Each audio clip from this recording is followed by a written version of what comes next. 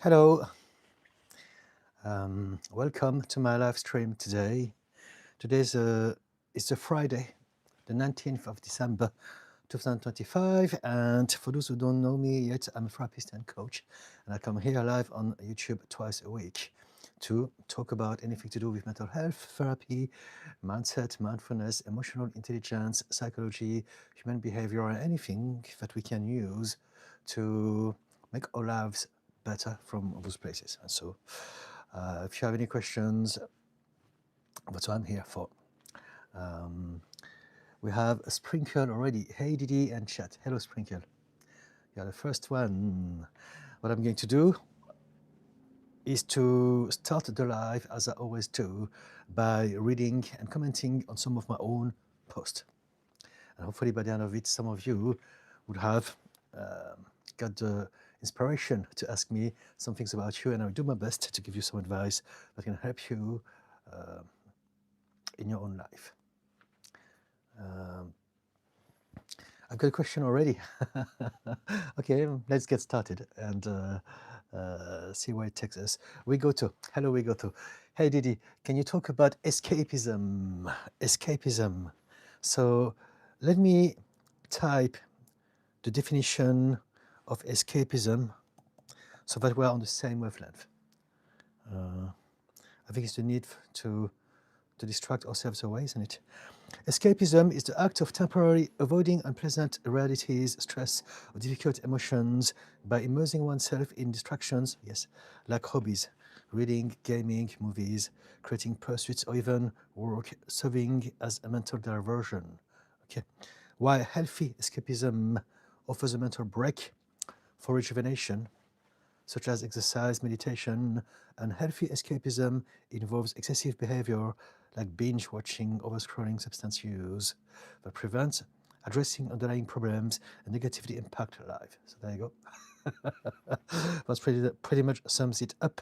Escapism is the idea that we want to be in a better place, in another place than that place that is now, and that is our reality. And there are two reasons behind it. Either because we're choosing it out of love and choice, because I understand that meditating, going to the gym, I enjoy those things and they're good for my health. So I'm choosing to do this out of, how do you say, not out of fear, but out of want, out of excitement. And the other choice is driven by the fear of that reality, is trying to avoid it because we don't like it, because we don't like the way we feel when we're in that reality. So what matters is not the escapism itself. And this is often what I talk about when I talk about everything and anything. What matters is not the thing. What matters is the energy, the emotional drive behind that thing.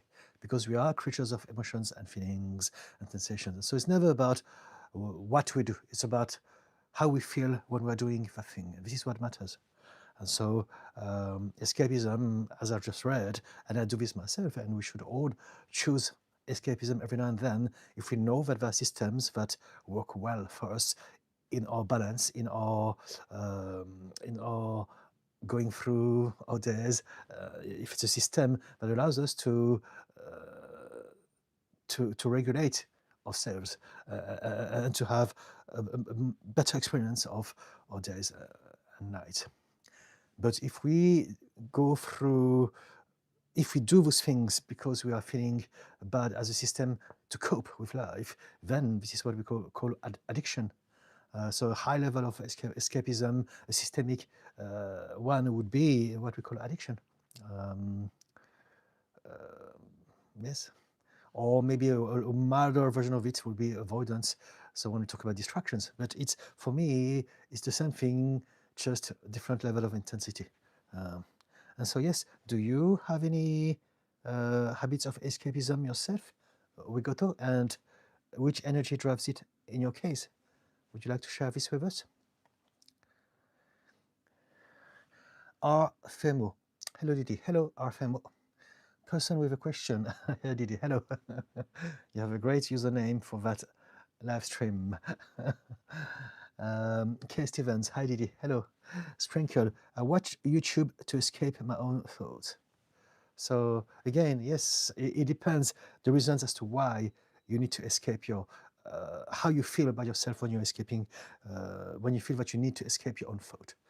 Is it because you don't like that place that is your mind, or is it because you want to grow and expand your mind by going in different places to pick up some new information? Person with a question: could you also talk about triggers, especially the unexpected ones that surface in later stages of recovery, and how to work with them? Okay, so triggers are basically us reacting to the world because there's a part of us that believes that we're not safe. And so we have associations with everything in our life. From the moment we are born, we create those little labels, those little tags with everything. So there are emotional associations, but also thought associations to everything, to basically create a picture of the world. It's like from the moment we are born, we are going to create our own big puzzle, one piece at a time, and each piece has got a connection with something else. And so triggers, they are basically us reacting to some perceived threat. And they can be very seemingly harmless, but if we are getting triggered by anything at all, any words, any smell, sight, sound, or anything at all, it's because there's a subconscious part of us that still believes that this is not safe. And so when we are healing, we need to realize that we are addressing some imbalances in our life. However, for the vast majority of us, we never just heal from one thing. It's not just I had one trauma, I had one situation, I had one situation of neglect or whatever but it may be. It's more about changing the way we perceive the world, and we're going to prioritize the triggers that are the most problematic to us. However, even when we have addressed those triggers, and even though we may have a much better life because they are the main ones, there's still going to be a lot of other ones that we're going to find out as we keep going through our healing journey. And that's because there are as many triggers and as many associations as there are situations in life, which is infinite ones.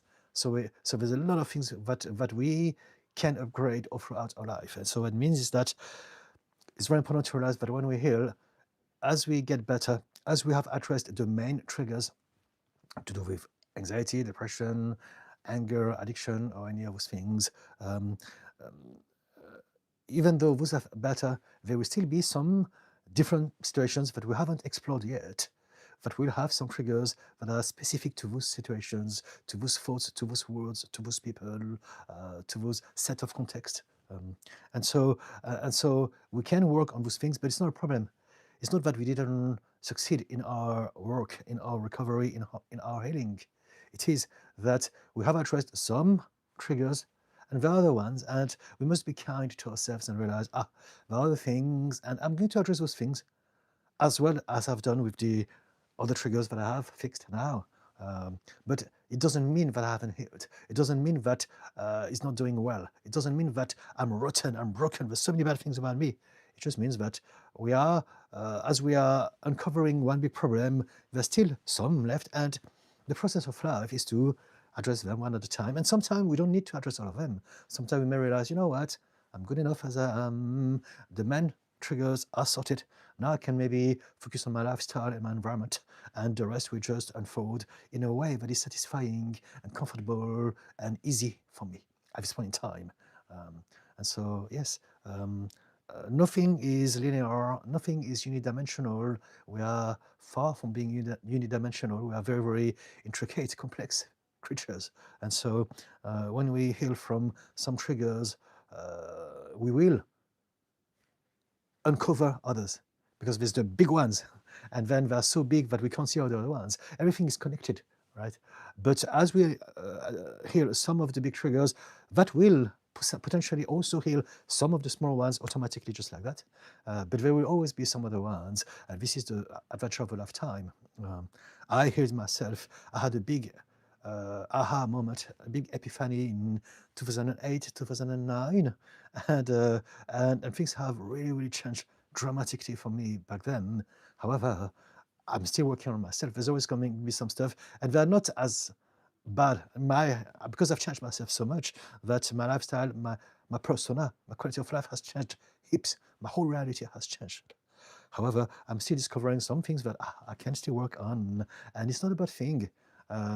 We need to learn how to love ourselves with our baggage, the ones that we have heard, the ones that we are working on, the ones that are still on the waiting list, and it's okay. There's no rush. We are okay the way we are, because life is a journey, it's a process, the whole of it. So it's not like I need to be good enough right here, right now.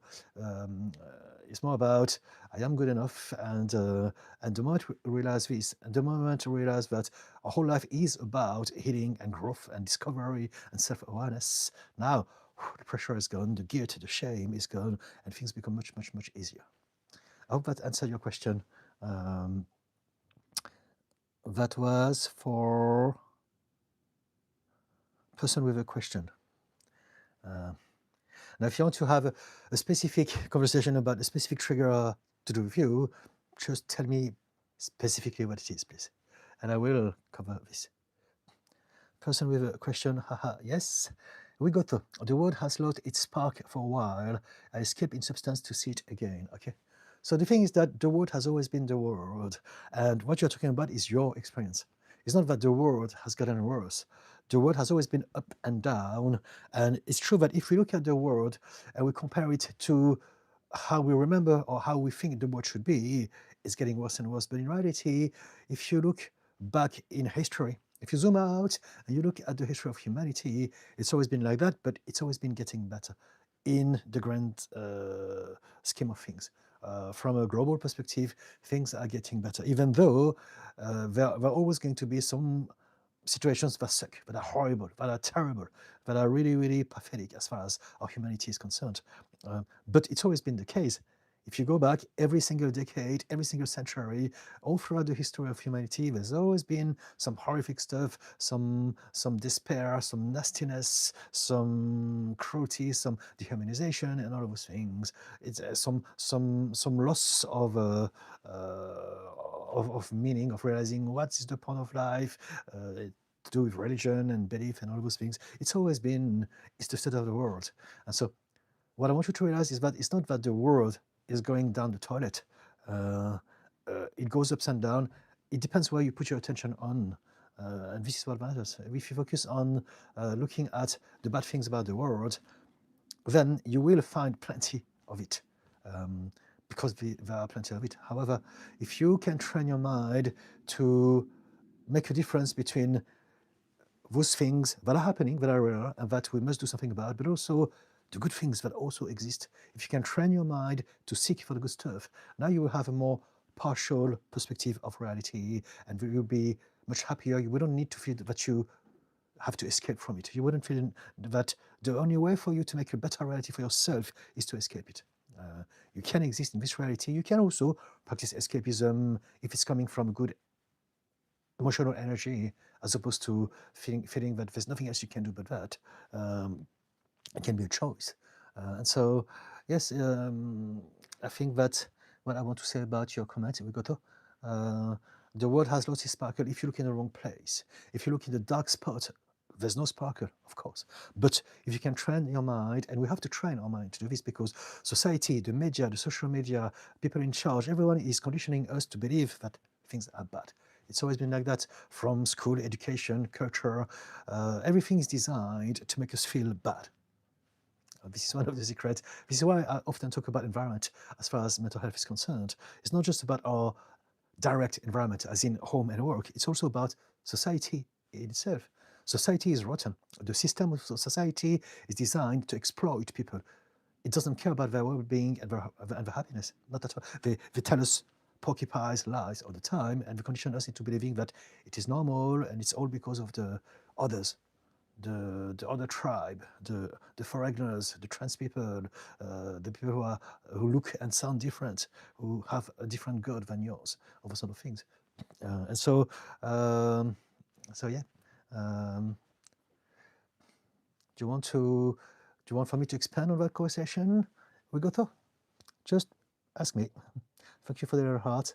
But the key point about that conversation is to realize that the world is the world. It doesn't care about how we feel.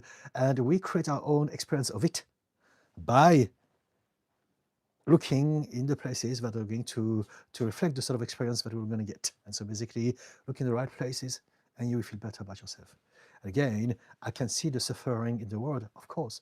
I've seen it from my whole life, and probably it's always going to be there as long as I'm alive, because it's going to take time, if ever, for humanity to change. However, now when I see the cruelty and the suffering of the world, my mind is trained to look at the silver lining. And so when I look at the situation happening in Gaza, for instance, when I look at the situation happening in Ukraine, when I look at all those things happening, like the attack in Bondi Beach, all of those things, I look at the heroes. I look at the people who are fighting back. I look at the people who are doing something about it. And to me, this is where we want to focus our attention on. This is how we find the positive. This is how we find the good in humanity. Or the bad stuff creates the hero. And it's amazing to see that there are so many. RFMO. Hello Didi, I'm struggling with my relationship to my body and appearance. I previously dealt with anorexia and now experience binge eating, weight change, a lot of self-hatred around my body and behaviors. I recognize that perfectionism and very high self-standard keep me stuck in this cycle. How can I work on letting go of appearance-based self-work? So anorexia is a very tricky one. If you are getting to the stage where you are anorexic, then I would suggest you highly to seek some professional help, because it's a very extreme expression of ourselves, making yourself sick, not being able to have any food, or to keep it inside of you. And so if you have anorexia, my best suggestions would be for you to really find a system that can allow you to address your subconscious mind. You have some subconscious belief about yourself because of your past that are very, very strong, that have affected your whole sense of self and your whole behavior. Now, I don't want to be one of those guys who tell you that if you don't do this, you will never get that, because everything happens in life. You never know. And so there are many ways to heal. There are many routes that lead to Rome. But what you want to address really is, it's not like if you have anorexia, it is your very sense of self that has been changed through your childhood. And so it's very deep. And you need the right tools to access that. And so no, I don't believe that mindset hacks will do it. But we can talk about it if you want. If you can tell me more about yourself. It's about learning how to love your body, how to love yourself gradually more and more. It's a long journey. It's different for all of us. We can absolutely talk about this. I'm trying to think about, I want to be honest with you, but also I want to be helpful. So it's for me finding a balance, finding something that is, I don't want to give you some false hope by giving you the wrong information. That's why it's very important to realize that it's something that is so deeply ingrained in you that you really need to find the right tool. So anything to do with hypnosis, RTT, the tool that I use, would be perfect for that. We deal with a lot of people with anorexia with RTT, but also maybe EMDR, I don't know. There are a lot of different systems that you can explore, and you will need the help of someone to guide you through that protocol. But if you want to do it on your own, if you don't know where to get started, the whole point of it is the whole focus is to learn how to love yourself. Learn how to realize that the fear that you have of being judged by others because of your physical appearance is born from some situations that occurred to you in your childhood. And so realize that that fear is not yours to start with. You borrowed it from the experience or from the behavior that you have observed from your parents, from your caregivers. So if you can find a way to return, maybe through meditation, through self-reflection, by doing a lot of it, you may be able to return to those places and realize, I'm anorexic because I believe that if I'm overweight, something bad is going to happen to me. I'm going to be rejected. I'm going to be humiliated. I'm going to be mocked. This is attached to those very painful memories of my childhood.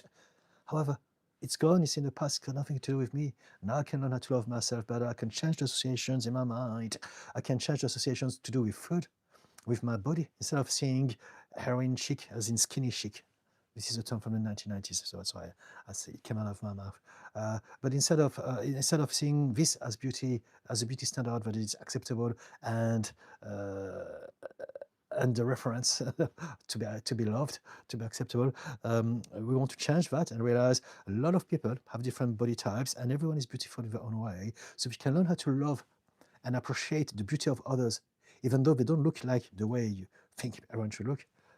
Then you will start to realize, you know what? I can look like that too. I can have some more food. I could even be plump if I wanted to. Why not? If it's something that makes me feel comfortable about myself. We are all different, and the way we look.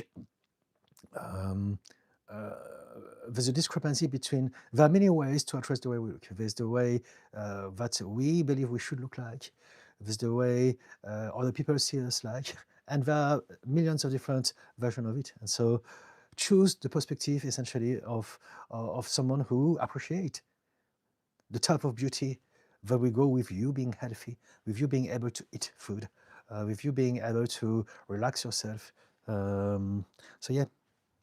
But of course, again, because anorexia is quite extreme, there's a lot of other things attached to that, and this is what we need to find out really with you. Trauma, perfectionism, OCD, and so on and so forth.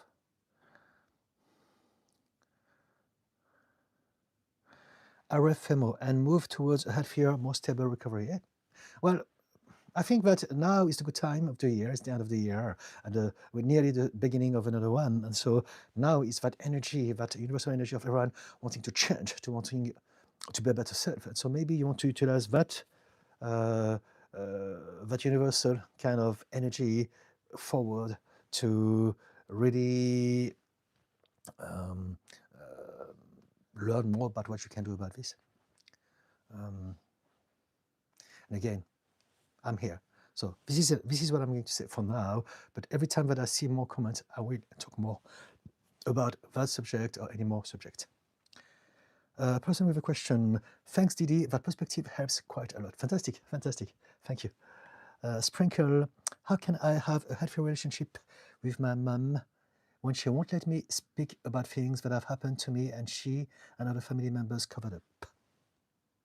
We don't text or phone, and she just turned up at 9 a.m. and is now sent me back, and my heart and brains are broken. So this is a tricky one. Could you tell me how old you are, please? Are you under or over 18? It's quite important for me to know this. If you are under 18, you will have to learn how to be patient until you can create a space between you and your mum. If you're over 18, create a space and learn how to set boundaries. Your mum is your mum, and the way she experiences things are her own perspective of reality. And what you want to realize is that you are not sharing the same reality. Everyone lives in their bubble, and we all have different experience of reality. And we suffer because we assume that everyone is sharing the same reality, but also we're hoping for everyone to upgrade that reality to the reality that we would like everyone to have. And we forget that we are so far away sometimes, but it's not possible. And so accept that your mum is the way she is. She will always talk to you like that, in that way, and you will always react to her, as long as you don't create a space between you and her first. You need to have some time away from her so that you can work on yourself, so that you can upgrade how you see yourself, so that when you are back with her again, you don't react in the same way as you have always been reacting to her all the whole of your life. But as long as you're going to be, if you live together, this is what I need to know. If you live together, because her presence is there all the time, it's going to be impossible for you to ever find a place to reflect on yourself, because you will keep on being triggered. She will keep on pushing your buttons, and you will always be in that reactive state, and you won't be able to reflect, because your mind will be focused on her. Why did she say that to me? Why is she horrible to me? Why can't she see me? Why is she never listening to me? All those sort of things. And so if you could tell me how old you are, as in over under 18, and whether or not you live with your mum, then I will be able to continue the conversation in a way that is correct for you.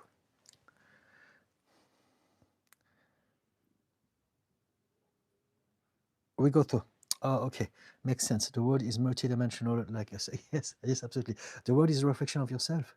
And so whatever you focus your attention on creates the type of reality that you're going to experience. This is one of my tenets, and a lot of people realize that. But there's no such thing as one universal, truth, single, fixed reality. There's only a blank canvas, and we experience the reality that we focus on, based on our belief system, based on our start in life, based on our trauma, based on all of those things and more. We're going to basically experience a world that reflects who we are.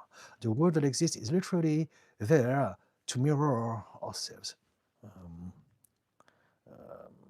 And so if we can realize that I look at the world and it's terrible because there's a part of me that are still hurt and scared, then this is why my mind, my brain, my attention is focusing on the bad people, on the bad news, on the doom and gloom of the world. But if I can work on myself, then I can learn how to look at the better places. And suddenly, instead of looking at the dark place, I'm looking at the switches. I can switch on the light. I can see so much more goodness. And my whole experience has changed because I have changed the way I function, the way I operate.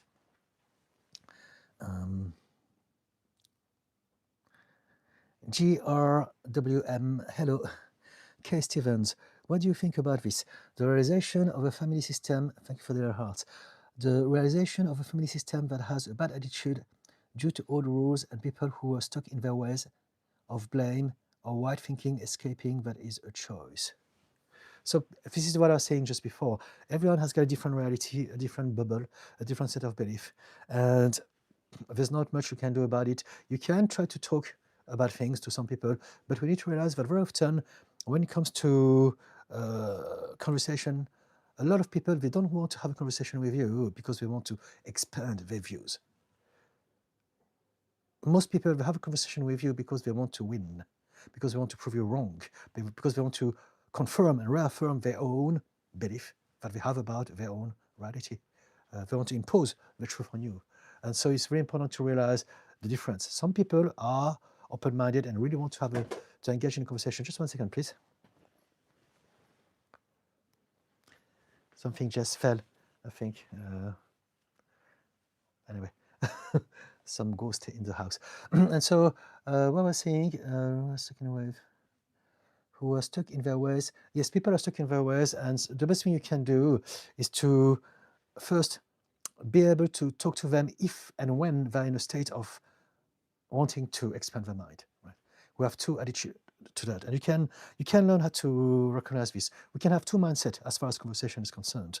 We can have a scout mindset or a warrior mindset. And so basically, scout is I'm going to go out there in that conversation with those people to gather information so that I can bring back those informations towards me, and then we can hopefully in a constructive way expand our both respective opinion about that topic. The warrior is different. I'm going to win. I'm going to have the last word. I'm going to prove them wrong. And they don't care about the truth. They don't care about expansion. They don't care about a conversation. They just want to win. And so that comes from an energy of protection, fear, reactivity, anger. And so first and foremost, make sure that the people are going to talk with, whoever they are, friends, families, colleagues, strangers online, you want to make sure that they have a scout mindset, not a warrior mindset. And you do this by realizing the sort of words, the sort of phrases and sentences we're going to use. If they're starting to attack you, if you do some ad hominem attack, then it means that they are trying to destabilize you emotionally to win the argument instead of just talking about the topic in a calm way, in an open, relaxed, patient way. If they are constantly cutting you, they are preventing you to continue talking, again, it's their emotional mind taking over, trying to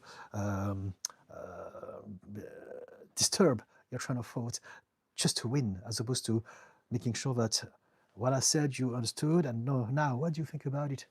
But instead we keep on attacking you. Yeah, but you said that, and and so if you want to basically expand your connection with some people, especially your family or your close friends, make sure that they have the right mindset when it comes to talking. Because if they have a wrong mindset, it's not going to happen.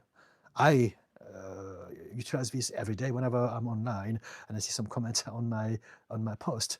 I can tell straight away if they have a warrior mindset or not. And if they do, I just put a funny little emoji because I understand that people are either trying to convince me wrong or they are trying to get me to react. Because sometimes maybe some people enjoy getting people to react to their comment, give them an illusion of power. So this is what trolls do, for instance. And so I just realize it, I notice it, and then I put some little emoji and I just move on, and it doesn't matter. It doesn't affect me. And we can do the same in real life, and so you should. So yes, we want to let go of the idea that we must change everyone, we must get everyone to accept and to believe what we believe. We must accept that it's okay for everyone to believe different things. And instead of me trying to convince that group of people to be aligned with my belief, I'm going to just expand my world and invite people who are already aligned with them. This is a much easier way, right? As I no longer try to convince anyone. I understood a long time ago that people have their own reasons as to why they must believe in the things that they believe in, and so let them be. I can try to get engaged, and if you have an open mind, it may happen. Again, if you have a scout mindset in that moment, it may absolutely happen. But generally speaking, when it comes to topics that can be heavy, maybe the one that you have in mind, political ones, for instance, then that will be difficult to do, and it's easier to just let it go and attract the right people in your life with whom you can get along, because you understand that you are all seeing things from the same angle, from the same perspective. You have the same set of beliefs that are so important to you. And by doing that, the people who are close to you, they may observe you and they may change at some point or not. But whether they accept the change or they believe the same things as you or not is none of our business.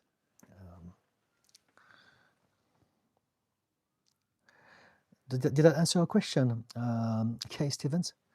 Baby J, how can I cope with my trauma in a healthy way rather than self-destructing or numbing myself with addiction? Therapy. Therapy, therapy, therapy. Seek some help. If you don't like therapy, learn how to learn about yourself. Find out about books, about audiobooks, about materials, videos online, to understand about the human mind, about psychology, about trauma. Learn about yourself. Something that you could do is to also learn about mindfulness and meditation. You could do some holistic stuff, some alternative therapy, whatever that you believe in, anything to do with spirituality, anything that works for you.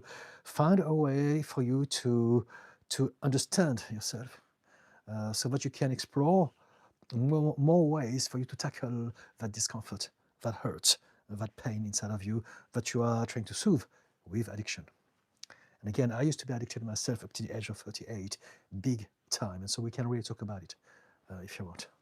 But it's something serious. And sometimes we don't realize that we need some help. It's a big thing. It's got to be our priority. And the reason we don't realize this is because we have taken this for granted. And this is a very, very insidious thing. It's called learned helplessness. Whatever that we have been used to for a long time has become our normality, our normal, our regular. And so we consider this as, yeah, it is the way it is. And so we don't realize how bad and how big it is. Every now and then we have a glimpse of, I should really be doing something about it. But still, we're not doing it. Why? Because there's a part of us that thinks, this is who I am, this is how I've been working all along. And also, we need to realize that our mind is designed to keep us safe. And if we've done something for a long time and we're still alive, this is safe as far as the mind is concerned, even if it's bad for our happiness and our health.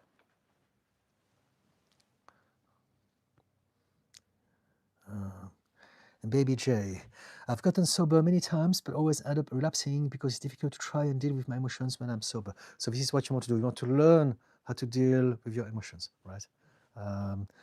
You want to understand what your emotions are about. You want to learn how to have a better relationship with your body. as in with your emotions, feelings, sensations, reactions. You want to understand the difference between thoughts, emotions, feelings, and this is a whole big thing for you to learn. So you want to go in that direction.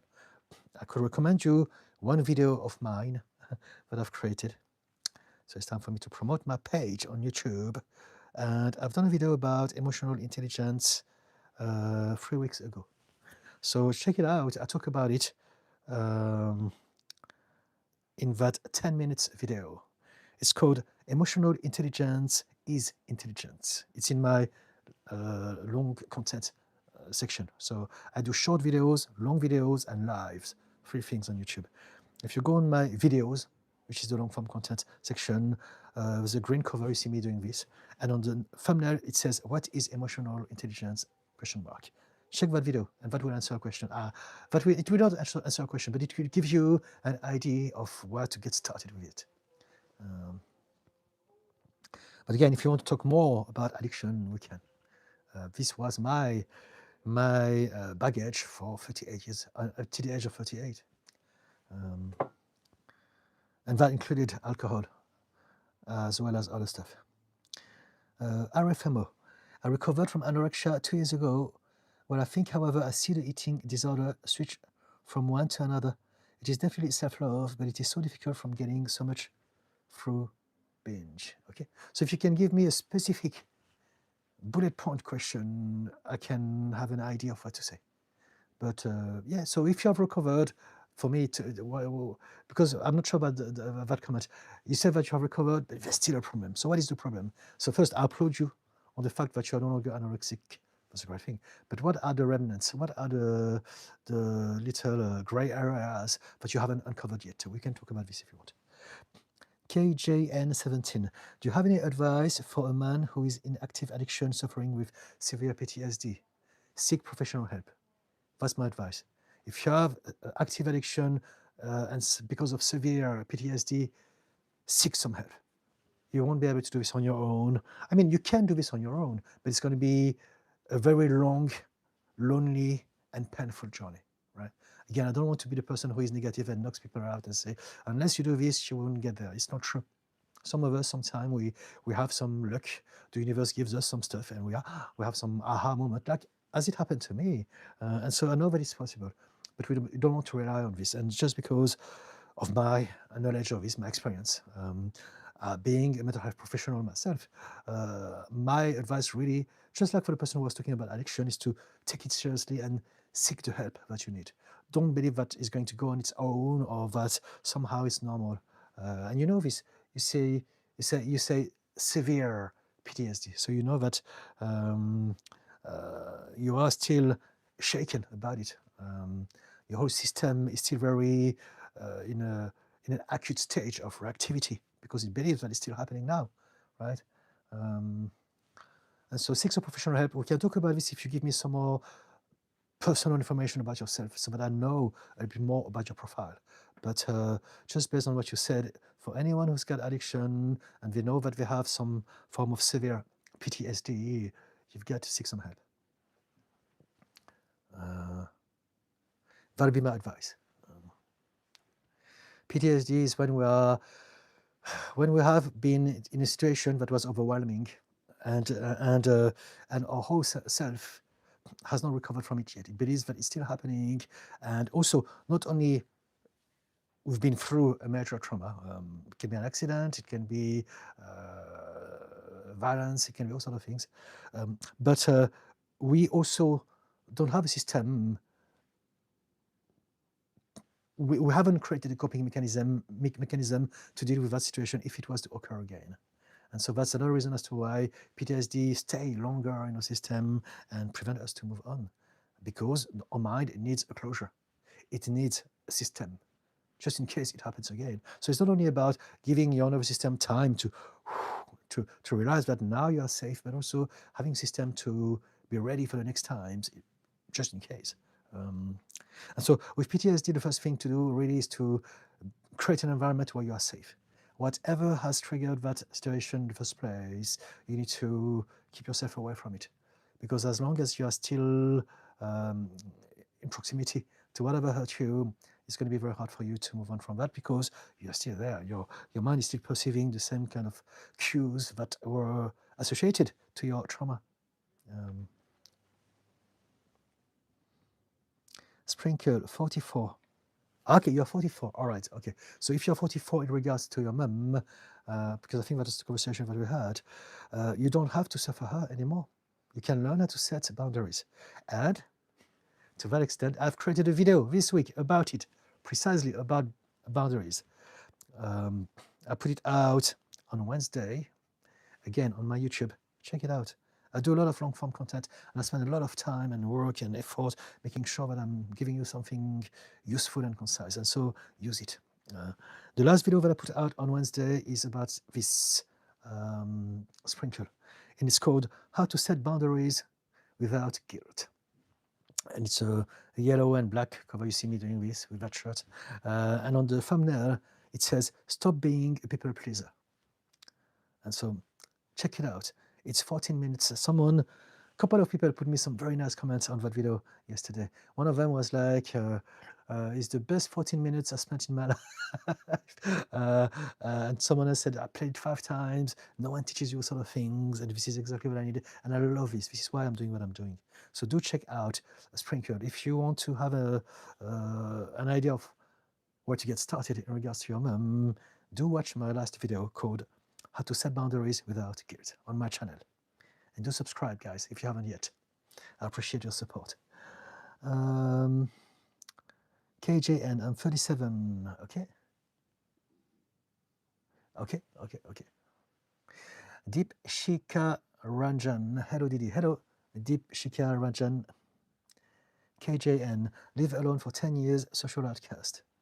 Okay, so again, we can talk about this, but I need some bullet point question, please. So, because also I'm juggling with different conversations all going on at the same time. And so I need to be reminded of where I was with you. So KJN, we're talking about PTSD. So you suffered it for 10 years. Okay, so seek some help. That's telling me is that basically you need to realize something, everyone, is that whatever we do or whatever we don't do, we become better at. Everything is a skill. And so whatever so skills are not just about learning how to juggle, play the piano, or do something. Skills are also our habits of emotions, or habits of reactions, or habits of looking at things from a certain angle, or habit of thought. And so all of those are skills that we reinforce over time. And so we can reinforce happiness, we can reinforce optimism, faith, and confidence, but also we can reinforce addiction, anxiety, self-deprecation, we can reinforce self-hatred. Those are skills that we reinforce ourselves. And so if you spend 10 years in a state of PTSD and being an outcast and living alone, you have reinforced that perception of the world and that perception of you in this world being powerless, being overwhelmed, being on your own, being not able to deal with it. And it's a skill that you have reinforced. And so just like any skill, all you've got to do is to focus on the opposite skill. So in other words, to change a habit, all you need to do is to focus on an alternative, new and better habit. And eventually, as you focus on that, you will eventually, over time, adapt to that new habit. Because this is what the mind does. It adapts, it adjusts, it recalibrates to anything that we give it, or whatever we ask it to focus on. So it's a process that is the same for everyone. Now, how we're going to go on about it is going to be different, because we're all vastly different, with different baggage, different priorities. But if we can realize that to change ourselves, all we need to do is to address the habit of thought, the habit of emotion, the habit of reaction, the habit of perception, the habit of whatever that is holding us back, and then replace it with a new, better habit. And just focus on that, and over time, it will eventually change it. Now, the shortcut is to use therapy so that we can so we can understand both at that level, but also at that level what happened, and we can re-accelerate the progress. Person with question: in these abusive family situations, there's always an enabler pacifist What's a healthy way to process that anger towards them? The anger that you have towards people is the anger that you have towards yourself. So it's not about them. There's a part of you that is annoyed, angry, because you are not able to tell them something. You are not able to do something about it. So I'm not very clear about the situation of the pacifier. Are you? You are angry at a person in your family that is the pacifier? Is that what you mean? I think that's what you mean, right? So maybe maybe your mom or your dad was horrible to you, and the pacifier was the other parent. So you are angry at that person. Right? And so the anger comes from you. Again, there's a part of you that it's a very complicated thing, because when we are a child, we can't really be angry against our parents. It's impossible, because we need them for survival.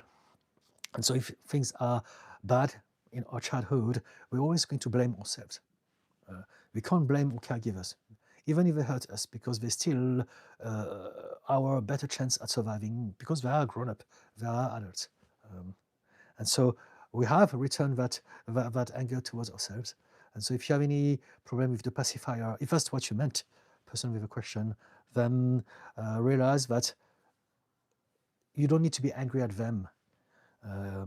You need to learn how to forgive yourself. As in, I felt that there's nothing I could do about it, but it's not my fault. I was just a child. Kids, we all depend on the adults. So it was never my fault. Learn how to be kind, learn how to be compassionate to yourself. And eventually that will soothe your own anger to yourself. And when you realize this, you'll be able to, at some point, also look at your parent or whoever that you are angry about through different lenses and realize, okay, you know what, I don't need to be angry against them anymore. Anger is a system that we have to protect ourselves. So you know that when we're in a survival mode, fight, flight, freeze, fawn, flop, all those things, they exist to protect us. And so fight is anger. So if you're angry, it's because there's a part of you that wants to do something, is gathering energy, focusing on something to change a situation that is important to you. But if you realize that this happened then and it was not your fault, and you are safe now, those are the things that you want to incorporate in your healing journey, to realize that, to tell your nervous system, you can chill now. So again, it's a process. It's different for everyone, but I'm trying to give you the big lines. Sprinkle. No, I had 25 years away. They went back for 12 years, and she has covered up my brother's friends who drugged me and assaulted me, just like she did when my dad did it to me as a child. Okay, I understand. So you are still trying to get the situation from the past fixed, and this is what you want to change. Sometime they will not change, and there's nothing you can do about it. And you need to learn how to accept it. What you need to do is to let go of the need of being validated by them. At the moment, there's a part of you that is still believing, I need for truth, for justice to come out. I need for my mum to see the truth, to stop behaving like that. It's just wrong. But just accept her world is different than yours, and whatever she does or says has got nothing to do with you anymore. Focus that we all have a different reality. If we believe that there's one truth and everyone must share that truth, we're going to suffer that, because some people will never change. There's nothing we can do about it. And so accept that this is what they believe, this is who they are, and the best thing you can do is to keep away from your mom. If she cannot change, if after 25 years she's still like that and she's still choosing the abusers over you, it tells me that it's time for you to focus your attention on kind people, better people, people that you deserve, people who can feel you, who support you, who believe you, who are on your side, not your mom. This is very important. Maybe she will change, maybe she will not. Not our business. We're all different. We're all here on our journey. And for you, your priority in your journey is to let go of that baggage, that chip on your shoulder, which is essentially needing the validation of your mom. She never gave it to you. She will never give it to you. Accept it. Stop expecting something from someone that they have never been able to give you anyway. We do that. This is what trauma does. Trauma teaches us to ask for the people who treat us badly to treat us better, instead of walking away from them. And so you want to unlearn that. Realize that there are a lot of amazing people you can create yourself, a better family, a better tribe for yourself. There are people out there who see you and who are wanting to love you just as you are, and they believe you. and you will be safe and seen and accepted and supported by them. Does it help? Sprinkle. KJN, first time spending time with family in 10 years last year. I got clean from heroin, but I can't stop drinking and ice. Okay, so that's because you have only addressed the habit of action, which was the heroin, but you haven't changed the habit of thought and the habit of emotion. And so no more heroin, but you still have alcohol and ice, right? Because you still need something. It was never about the thing. You're never addicted to the heroin. You're addicted to something that makes you better about yourself, whatever it may be. And that's why I always tell people, whenever you have an addiction, it's very important to address the source of the addiction. The way I always phrase it is that the addiction is the smoke to a fire. So we want to address both the smoke and the fire, not just the smoke. Otherwise, it will come back in a different shape. So we want to change the habits of thought, the habit of belief, the habit of emotions, the habit of reactions, first and foremost. If we force someone, if we put someone in solitary confinement and they don't have access to drugs, they will not take drugs because it's not there. But as soon as they're out in the open, they will get drugs again because they haven't changed their habits of thoughts. Does it make sense? KJN. Sprinkle, 15 years away. Okay, I stopped speaking to my family April this year due to all the gaslighting and lies. Okay, it's a good thing to do. Sometimes we need to realize that some of us are lucky and we have a family that is loving and supporting and warm. But for many of us, it's not the case. Some of us who have a family that are horrible to us, that hurt us, that make our life terrible, that traumatize us. And so we need to realize that we can create a better family for ourselves. And this is what we say to people who suffer from those sort of situations. You don't come from your family. You came through them. You came from the universe. And you can learn how to attract the right people in your life now that you're an adult. You don't need to associate yourself with them anymore.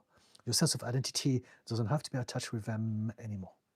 You can tell yourself, I was born, they treated me physically and they looked after me in some ways for the first years of my life, but there's no connection there. They're not my family because they only gave me hurt, pain, shame.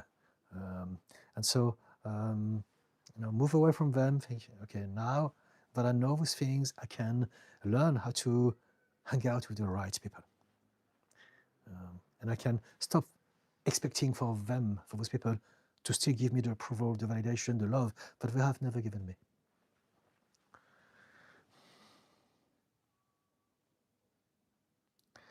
Petika.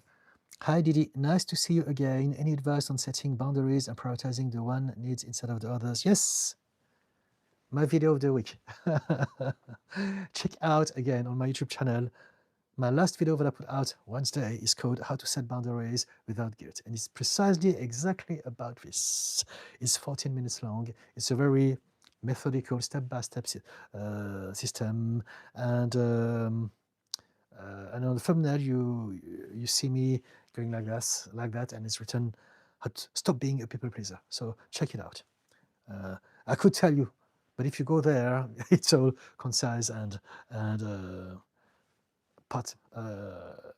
structured in a way that is easily understood.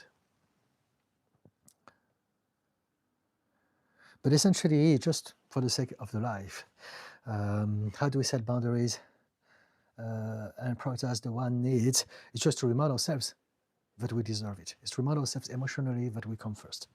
This is the first thing. We do things because we are always being hijacked by our subconscious mind, the autopilot, and it's an emotional mind. So we feel that unless and until we are we're going to be on a momentum that we are every day the moment we wake up, because this is our program. And so we will be a people pleaser. We will be seeking for the validation of the people who we shouldn't expect any validation from. And so we want to change our sense of self by reminding ourselves, this is just a program. I can work on my program. I can change how I see myself in this world. And this is the big secret of therapy and psychology and growth and personal development. And I often talk about it. There are only two things that we need to change in order to change our reality. Everything about our life is down to two things. Number one, how we see the world and how we see ourselves in that world. And number two, we want to change the meaning we give our experiences. That's it. If we cannot learn how to do this, then we can change everything about ourselves eventually.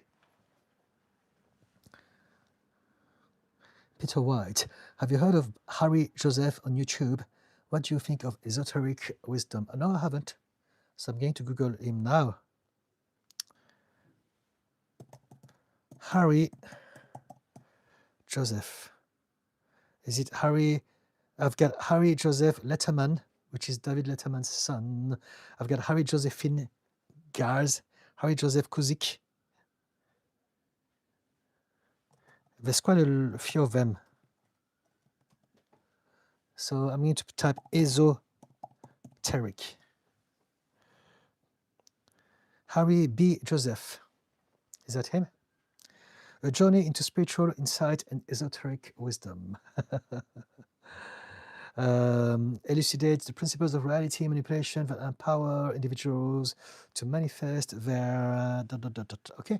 I don't know about him, so I don't know. I can see what sort of perspective is coming from. Exploring consciousness, esoteric wisdom, hidden truth, activating your inner eyes, raising your vibrations, mastering reality. So this is the thing. I don't believe in mastering reality. So there's just one. I don't believe that there's one reality. But I'll have a look at it at some point to find out more about him. But at this point in time, I don't have any opinion about him or his work. K. Stevens, thank you, Didi. The scout or the warrior? I see now. Okay, fantastic. This is a very practical information. Pumpkin Puff. Hello, Didi. How are you doing today? I'm very well. How about you, Pumpkin Puff? Baby J, thank you so very much. Greatly appreciated. Fantastic. Thank you. Lady White, hello. Schweiker. I don't know what it means. I think I Googled it and it's a term of endearment or something like that. So, okay. Hello. Thank you. KJN, thank you, brother. I'm going to seek help, man. I'm really struggling. Okay. Do seek help. You deserve it. Right? And again, for everyone who's struggling, we're in December, so it's a great month to take advantage of the momentum that everyone is going to go through by letting go of the old year behind and starting a brand new year, becoming a new self. Sprinkle, I have extreme anxiety and complex PTSD, and that's why I moved away. I come back and open up all the old wounds, so I'm worse now, and this is why I'm looking to move away from my family again. So there you go. So you have the solution. Move away from them. You may be able to get back at some point, or maybe not, and you don't have to. Sprinkle, can't heal in the environment that made you sick. Absolutely, absolutely, absolutely. Well, you can heal and come back to them afterward. It's possible. You don't even have to do that, but it's possible. But as long as you're there, it's going to be tremendously challenging, if not impossible. RFMO, fallen into binge cycle and P. I have the belief that I have to let go of myself as I gained lots of weight. Still, I have high body standards to be thin. At the same time, I want to detach from external world. Okay, I understand. Okay, yeah. You want to change the perception that you have of yourself. You want to find out what it is about yourself that is creating so much problem still. Because again, as we said, you have addressed, just like the person with the addiction who no longer have heroin, but now ice and alcohol. You have only changed the habit of action, not a habit of thoughts, as in the habit of thinking that you are what you think you are, that you should be something else. RFMO, What therapeutic approaches can help me detach from appearance-based identity and recover in a more sustainable way? I can recommend you what I do, right? So again, I am biased because it's my protocol. It's the one that I use every day with my client. But RTT is very, very powerful. For anyone who needs to address any problems at a deep level like that, RTT is essentially us exploring our subconscious mind and finding out where all of our problems started. As in, where and when we have created those specific beliefs, those emotional triggers, those things happening in our body that have gone out of control and developed over time and have ended up into those huge problems that we have in our lives now, such as addiction, anorexia, or anxiety or anything like that. And so with RTT, we're going to change the energy of those memories. We're going to change the way we see ourselves because we are the relationship that we have with our memories. If you think about it, the past only exists because we are thinking about it. And it only exists in the way we're thinking about it. Very often people say you can't change your past, and I disagree with that because the past is only a story. And there are many ways to tell the same story. And this is what healing is about. It's about learning how to give a better narrative, a different narrative to your past, so that in the end, as you see your past differently, you see your child, your emotional mind differently. I mean, you get your emotional mind to see the world in a different perspective. So as you do that, now you are empowered, you're reminding yourself that, now I'm different. Whatever happened to me then, I can deal with it with my intelligence, with my intuition, with my resources as an adult. So I don't need the fear, I don't need the reactions, I don't need the overthinking, the paranoia, I don't need any of those things to kick into my body in the shape of hormonal reactions, neurotransmitters, chemical reactions in my body and mind, so I can feel in a certain way.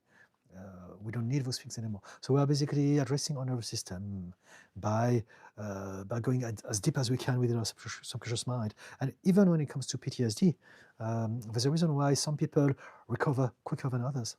It's because they have a propensity to be affected by trauma more than others. So even if you have PTSD because of something that happened to you as an adult, the difference will be still your sense of self that is the result of your childhood.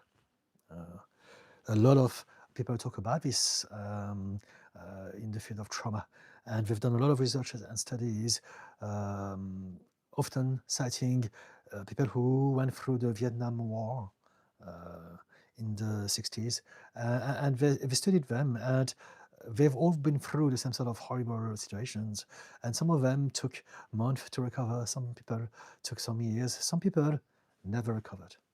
And those who never recovered and got worse, they all had one thing in common. They had a childhood with no love, with no support, with problems already then.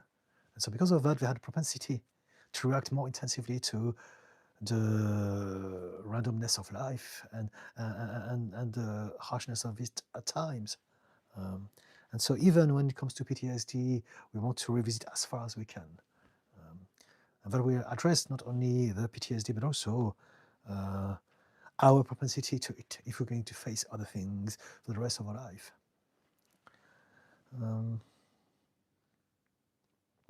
KGN, I appreciate you, man. Thank you so much, KGN.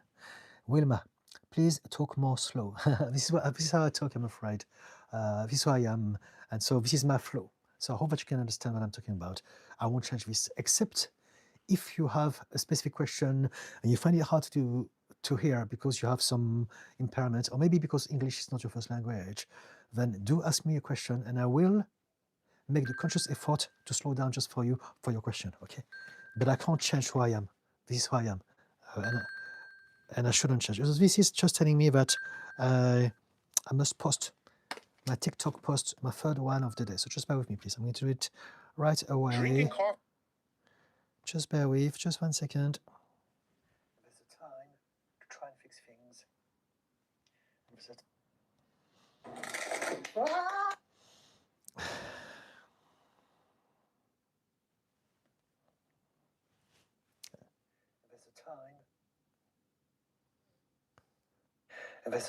Okay. download it. Okay, so back to our Wilma. If you want me to talk, if you want me to answer one of your questions, I will slow down for you, just for your question. But I won't be able to do it for the rest of it because this is my flow. This is why I'm teaching people to be themselves. So I won't be changing myself if I need to walk the walk, essentially. Okay, Wilma? Lady White, I needed this, focus on something new to reverse the reinforced bad habit. Yes, well done. Fantastic. Thank you, Lady White. Thank you for your heart. Sprinkle, I went through more trauma this year and it took me to my knees. I'm waiting for trauma therapy, even though I've been in years of therapy, it hasn't been the right therapy. Yes, so this is the thing. It hasn't been the right therapy yet. Keep the hope, keep going, keep seeking, keep exploring all of your avenues, and eventually you will find out what is the best system for you at the best time with the right person. Right? Lady White, I have no healthy outlet to release anger, and it has manifested as tight jaw and clenching my jaw. So you can learn. So first thing first, well done for having that awareness. You understand that if you're stuck with anger in your body, it will express itself in ways like you're talking about, tight jaw. It can be something to do with your stomach, with your heart, with your back, with your shoulders. It could be anything at all. With your headache. And so you understand but your body is dealing with an anger that you are not able to let out. So you can maybe find a way to release that anger. Maybe find out, explore what are the healthy outlets that you could experiment until you find something that allows you to let go of that anger. Person with a question, yes. KJN, sprinklers sending love. Please seek Christ. I love you. So that's very kind of you, but not everyone believes in Jesus. It's very important. And a lot of us have been traumatized by people who keep on telling them about Jesus. So I know that you come from a good place, and I know that we all have different beliefs. Many of my friends believe in all sorts of different things, and it's all okay, and I love them all, and we all respect each other, but it's very important not to mention this to strangers, because you don't know their story.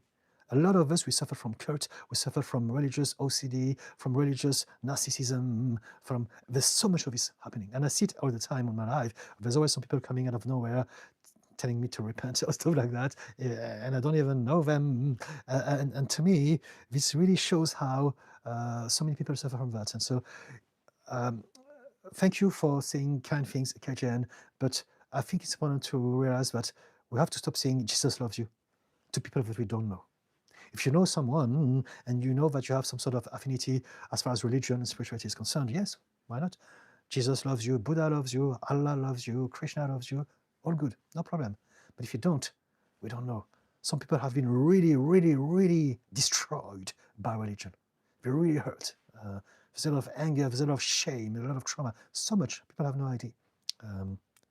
Because of the wrongdoing of religion. And so again, I understand that you don't mean it, but just saying, right? Thank you, KGN. I hope you understand what I mean. Lady White, pent-up anger just to de-escalate the situation. Chris Hilton, good evening, Didi. Thank you, green hippopotamus. Well done. Yes, green hippopotamus, pink elephant. Well done. Yellow whale. Those who watch this on a regular basis will understand what we're talking about. Okay, Stevens, I think we were angry at the parents who didn't protect us from the out-of-control parent. I get it. I see it now that they are no longer on this planet. Yes, yes. So very, very often, and it happened to me as well in my own experience, we have one parent that is obviously the one that is hurting us. And we don't realize that we should be also angry. So we are either angry, or in my case, I didn't realize that I had to be angry to the other parent who allowed that parent to hurt me instead of protecting me. And so a part of the healing process is to learn how to find the anger and release it as well for both, so that we are completely free from the emotional burden from the past. And then after that, we can practice understanding, forgiveness, compassion, if we can. But the main first priority is to get rid of the fear, the anger, the injustice, the fact that we felt unseen, unsupported, unloved, unsafe. Kay Stevens, I love your persistence in TH. I don't know what is TH. Person with a question. Ah, got it. So we take anger as a fat response in the present, which is no longer required. The anger itself is like a reliving of the old experience. Thanks to the yes. The anger is an energy that exists for us to stay safe. That's it. So anger exists for us to gather energy. It's going to create a lot of tension, a lot of blood, and a lot of hyperfocus, tunnel vision, so you can do something or to change something. Anger can be positive. Anger is just an energy, and so it's not the anger, it's why it's happening, what is triggering it, and how we deal with that anger as well. If you have a good relationship with it or not. Anger has created a lot of beautiful things. A lot of people stood against injustice in history thanks to anger. They decided enough is enough.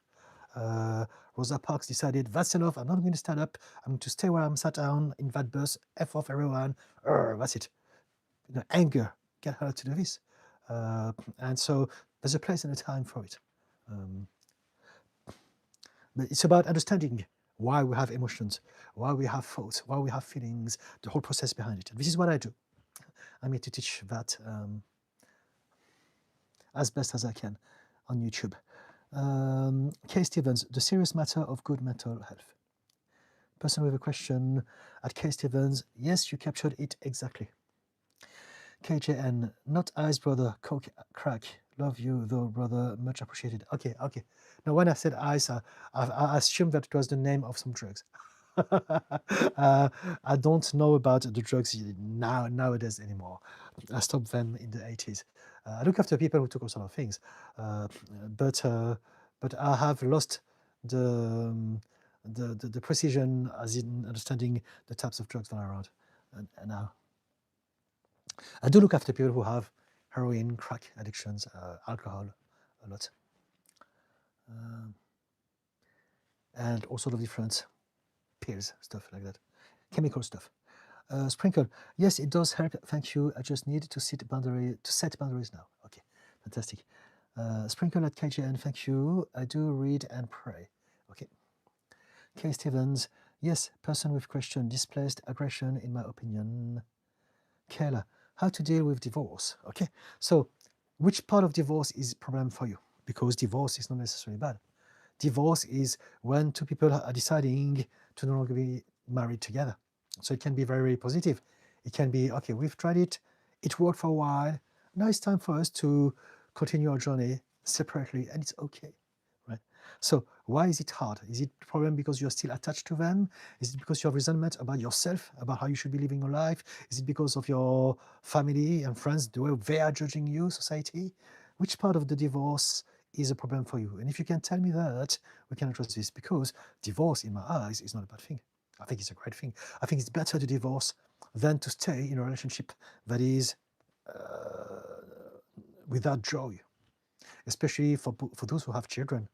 Again, I'm a therapist, so I understand the importance of having a happy family. And it's better for a child to have two happy parents and you go back and forth than to be in a family where both parents nurture resentment towards each other.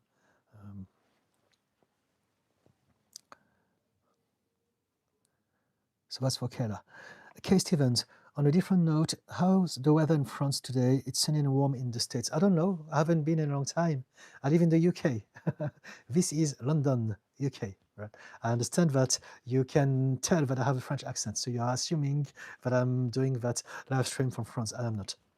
I was born in France. I was born in Paris, and I grew up in Lyon, but that was a long time ago. I've been living in the UK for 28 years now.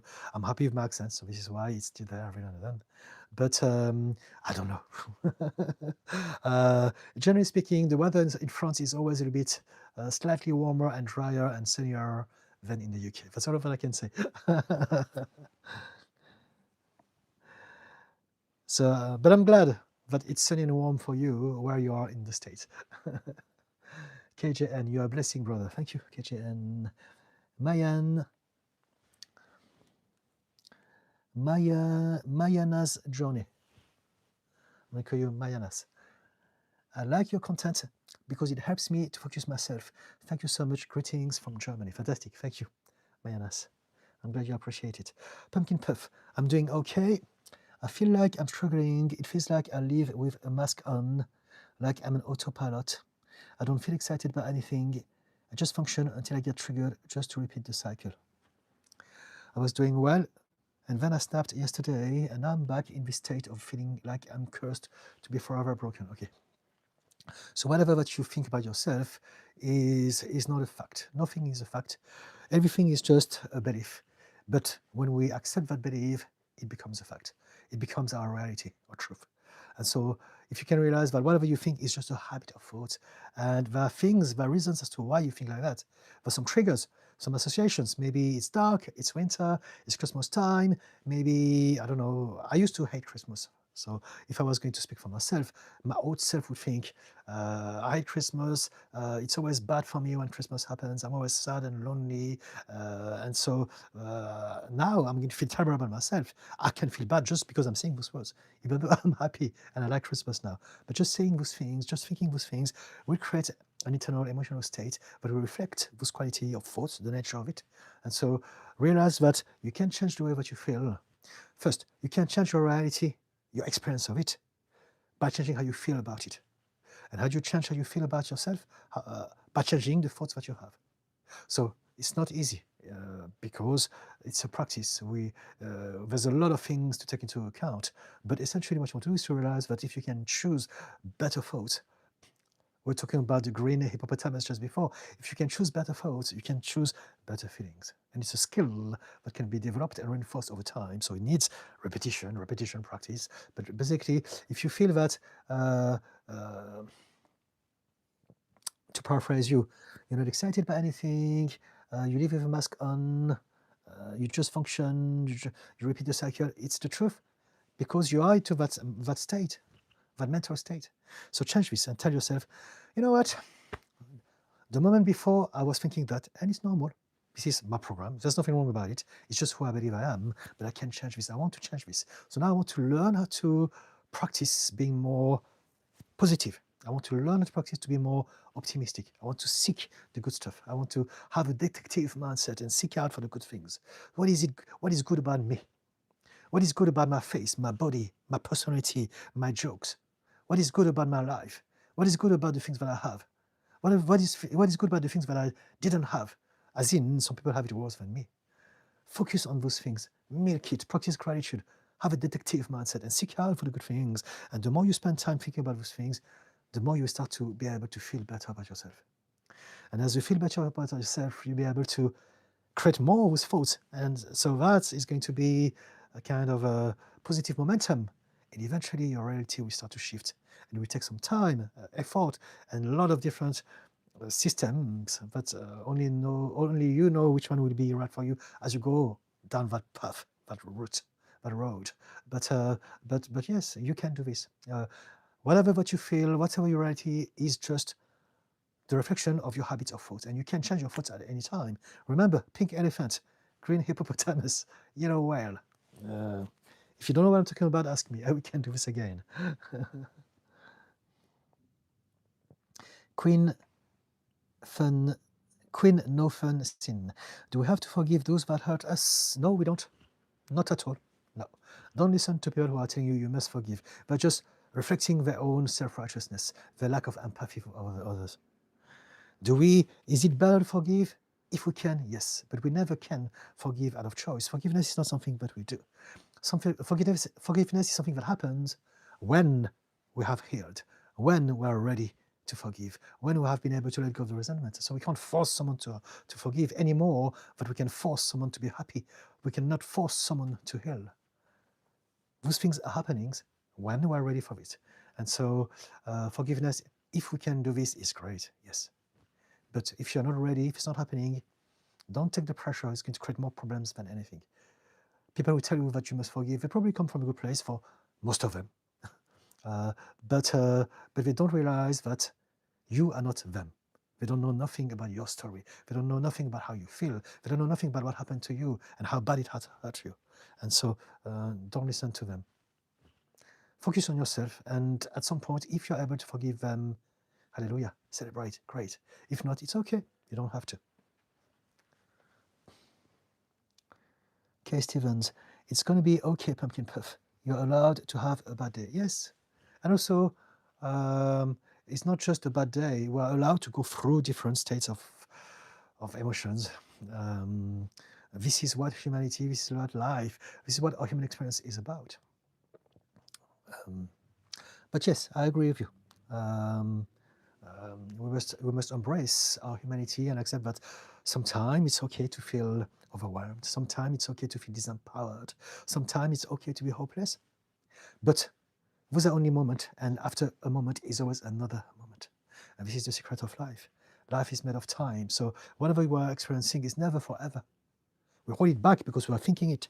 And so if you can realize that each moment is only the experience of this moment, and you can think, okay, I'm going to breathe now. I'm going to focus on breathing and letting go of the tension in my body. And hopefully the next moment will bring me something a little bit kinder, a bit better, a bit nicer, a little bit easier. Right?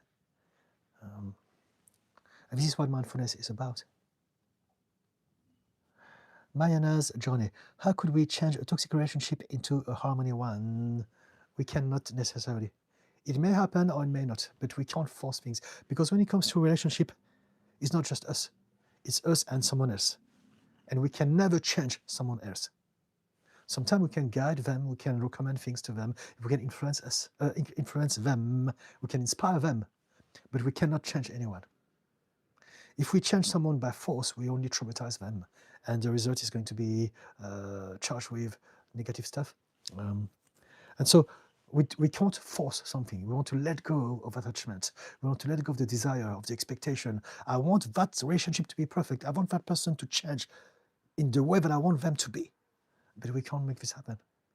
We can only change how you are, how you feel, how you see things, how you perceive some things. That's all that we can change. So this is the first and most important thing that you must realize. How can we change a toxic relationship into a harmony one? We can't. However, there's something that you can do. You can find out what you can change as far as your side of the equation is concerned. What can I do about myself? Is there ways that I can address my own behavior, my own reactions? And then you want to listen to your own body, because it's got to be both ways, right? A relationship is two or more people. For those who are in a polyamorous relationship, there's more to this than that. But conventionally, relationships are about two people. And so if you are with someone, focus on what you can do about yourself, and also accept that some people will never match what you expect from them. So maybe it's for you to let go of the expectations that were never realistic, and attract the right sort of people. It's a big conversation. We can talk about it, but a lot of things that we don't realize is that we attract in our lives people who reflect what happened to us in childhood. So there's that as well. And if you say, I want to change that toxic relationship into a harmonious one, what it tells me is that you believe that that person is special, is better than everyone else. There's no one else like that person, so you have to make this happen. And it's not true. There are billions of people on this planet. Why would you stick with someone that is not aligned with you? When there are so many people out there, and many of them will be easy for them to align with you, right? You can attract the right people instead. Different conversation. Different perspective. Kenzie Smith, can someone make an appointment with you? Yes, this is my profession. This is what I do for a living.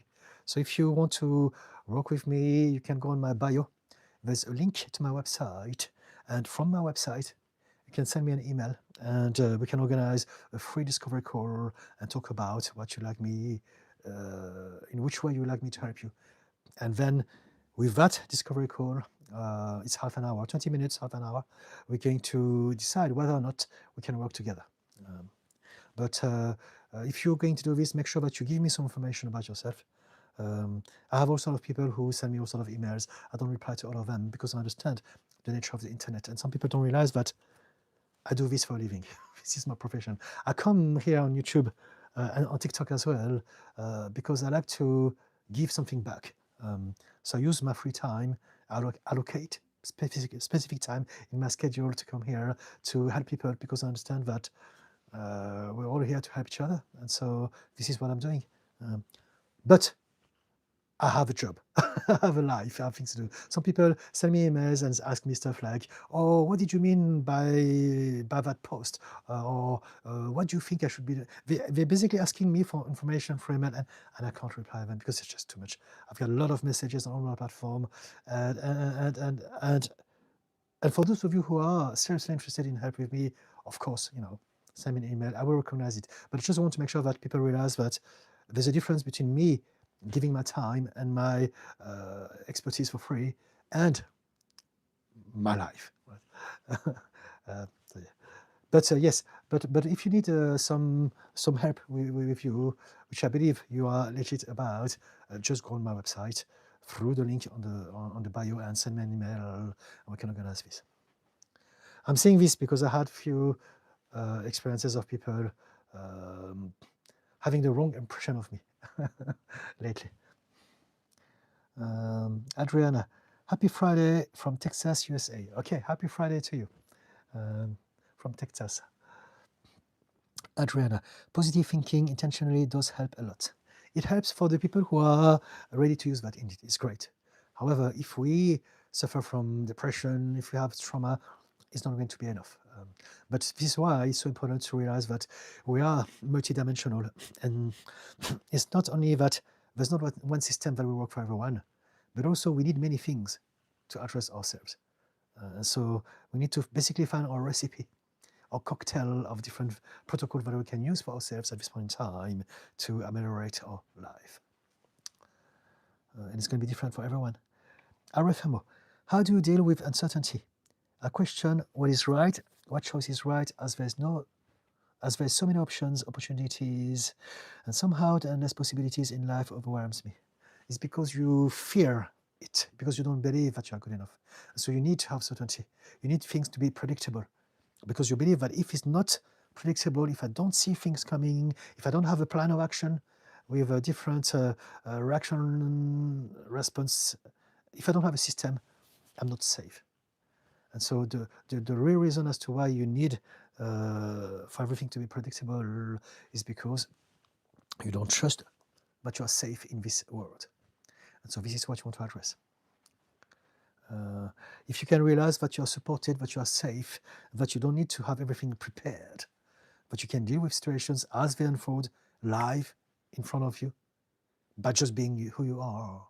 That's how you are learning how to be more comfortable with uncertainty. And even what you want to do at some point, if you can do this, is to learn how to have a better relationship with it, is to look forward to the unknown, be excited by it, be curious, be open. Realize that all the things that you want in life, they all live in the unknown. So you don't need to be prepared. You don't need to go through life with a shield and a sword at the ready against all the danger. You want to be open instead and realize that I don't need to have my weapons. They're in my bag. If I need them, it takes me no time to use them, and I'll be okay then. It's a trick of the mind. Your mind wants to protect you, and it's overzealous. It really wants to make sure, because it still hurts. It still believes that you are not safe. So how to deal with uncertainty, learn how to find some level of self-belief and peace. How? We can talk about this. Again, it's a vast and intricate question. Pumpkin Puff, are you referring to a similar thing you did with fruit? If you think of a tasty fruit, you're now focused on being hungry instead of the negative thought. Yes, yes. Your body is going to respond to whatever thought you have. And so this is what emotions are. They are chemical reactions in our body that we feel, and we're going to interpret, we're going to give them some labels after we have felt them. But the language of emotion is all explainable from the biologic perspective. And so if you're hungry and I get you to think about a pizza or with your favorite topping, your body will create some ghrelin, and you start to feel hungry. If I get you to focus on a lemon, an acidic fruit, and I get you to imagine biting into it and feeling the flow, then you will start to salivate as if it was real and there's no fruit, because your body will create those physical reactions in your body. And so yes, whatever that you think creates some physical manifestation, reflection of what you think, so that your body can experience your thought through the language of sensations, emotions. So yes, Queen No Fun Sin, much appreciated, thank you. The real resilient ready. The real resilient ready, I think. Do you have any advice on how to overcome depression? I have dealt with it my whole life. Medication don't work. So yes, we can talk about this. Medication is not a thing that you need to fix. Depression, sorry, my brain is starting to be a bit confused. Depression, whatever we experience in our life is basically our mind and our body creating that thing because they don't want us to tell us something. Everything has got a problem. So it's not a problem. The depression has become a problem, but it was not originally intended to be a problem for you. Depression is your mind basically creating a state telling you that you have disconnected from something that is very important to you. So maybe you have disconnected from your body, as in you have disconnected from your emotions. Maybe you've disconnected from people, your tribe, your family, people who matter to you, a tribe with whom you feel safe and accepted. Maybe you've disconnected from your purpose, things that you should be doing. Whatever that it is, and there can be many things. We all have some needs in life that are very, very important. And if we don't have them fulfilled, our mind will create a depression to indicate that, we have disconnected from that. Now, there's a different way to explain it also, is that depression can be a shutdown of our system. And so depression in that light would exist because it wants us to protect from an overwhelm. And so, for instance, if we suffered from trauma, if we have so much pain and hurt in the past, depression could be our system shutting ourselves down so that we don't get ourselves into the situation again. And so I lost the plot. I had a couple of ideas, stories that I wanted to tell, but it's gone.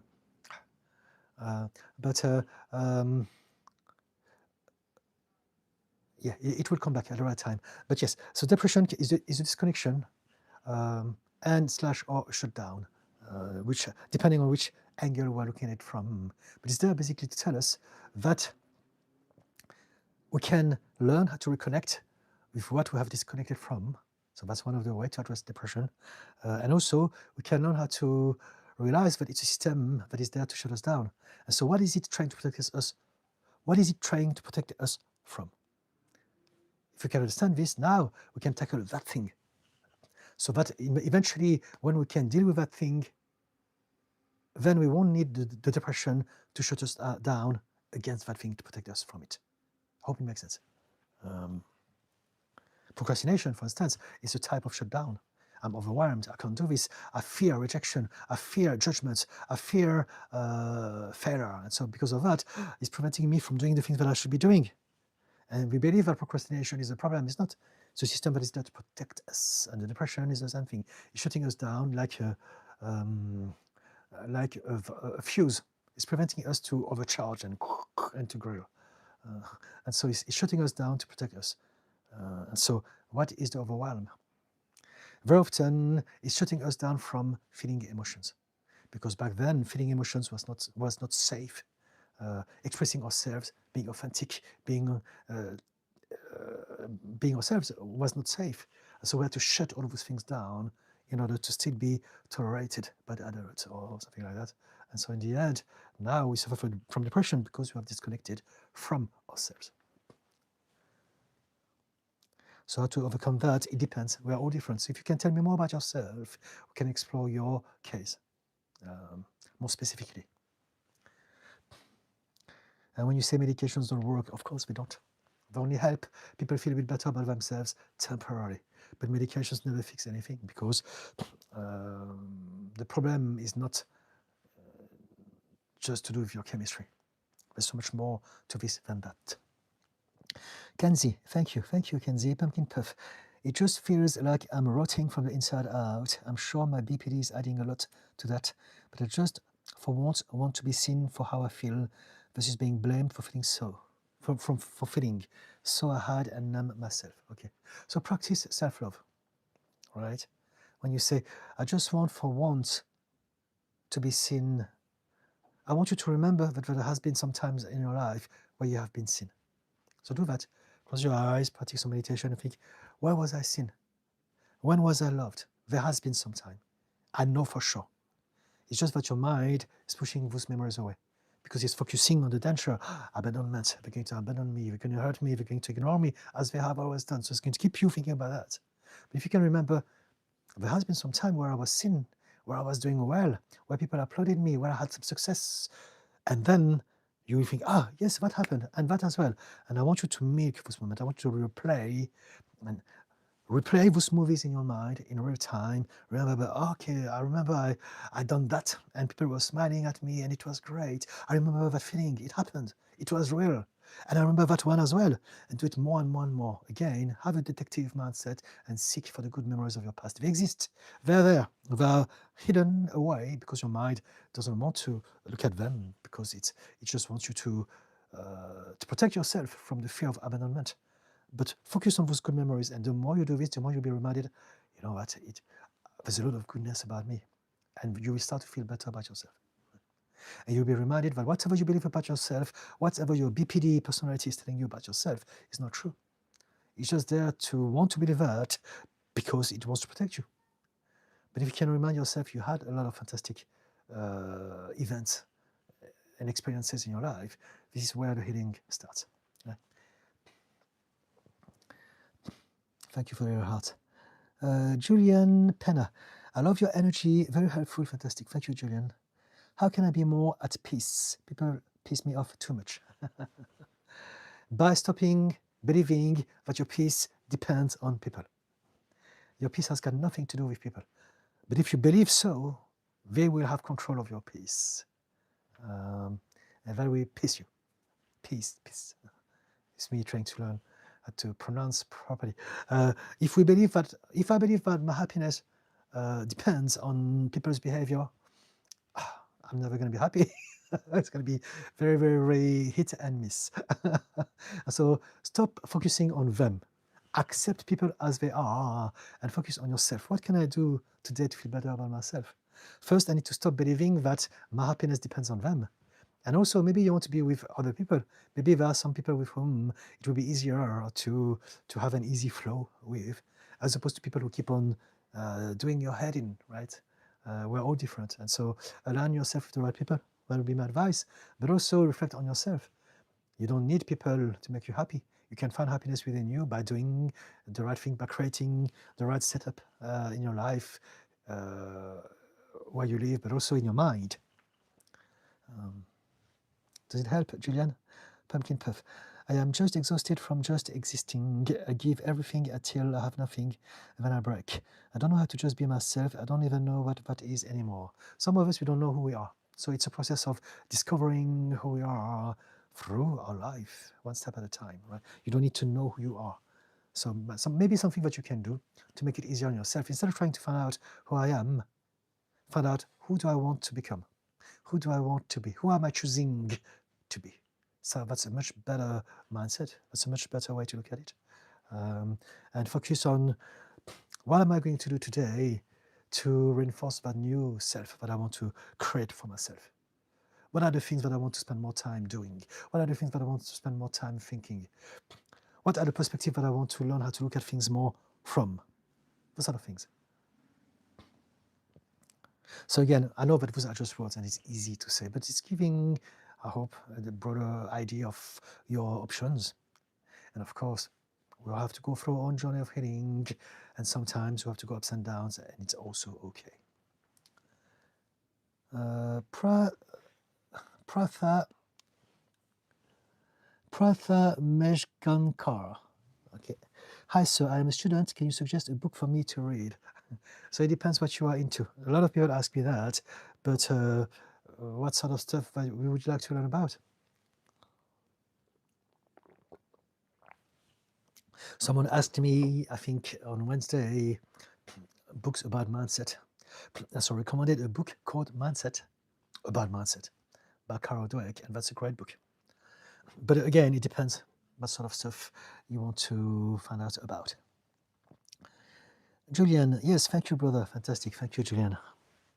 Pumpkin Puff, you're right. There are things in the past that were positive, but I guess my brain decided it wasn't worth remembering the trauma. So I should work on changing my thoughts and self-love. Yes. Explore your past. Be like Indiana Jones. Put your hat and your whip and go back into the memories of your past and seek the happy moment.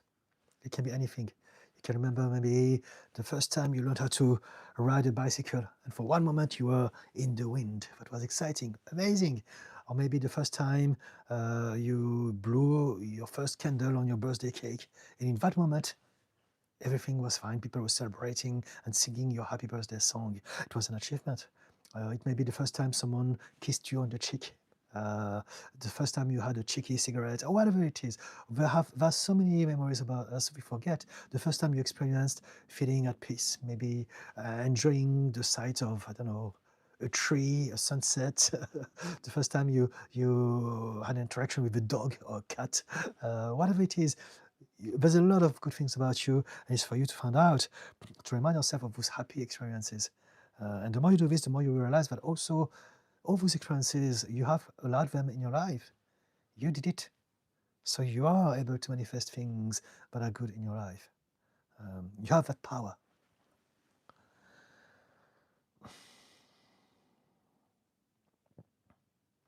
Kay Stevens, I think depression can come from a long-term complex grief untreated. Yes, it can. It can be all sorts of things.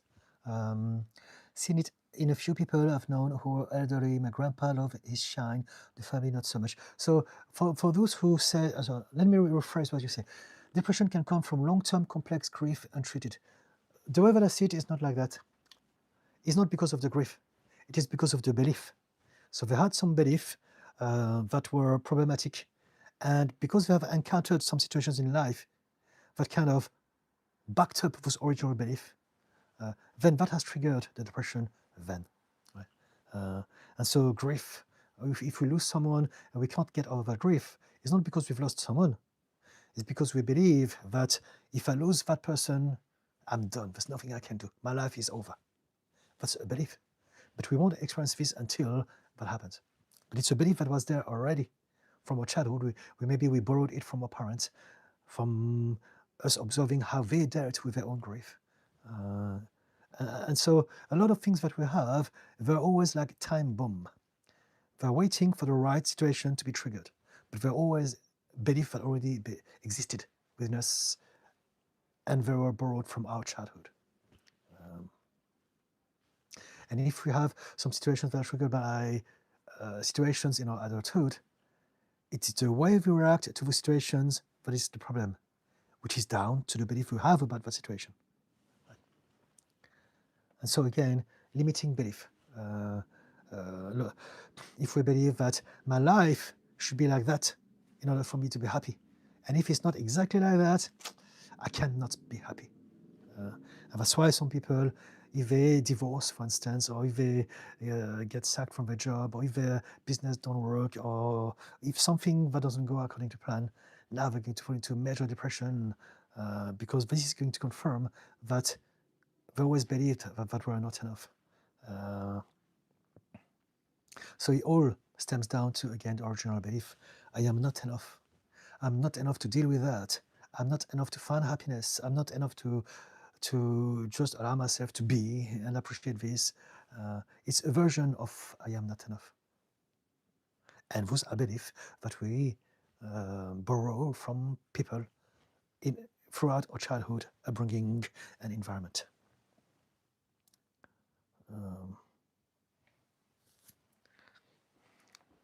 So yes, but I understand where you're coming from. Okay, I understand what you're looking from. I just always go further down as far as I can to find the root of the causes. And basically, if I was going to address someone with depression who has that sort of angle on their depression, this is how I would explain it to them.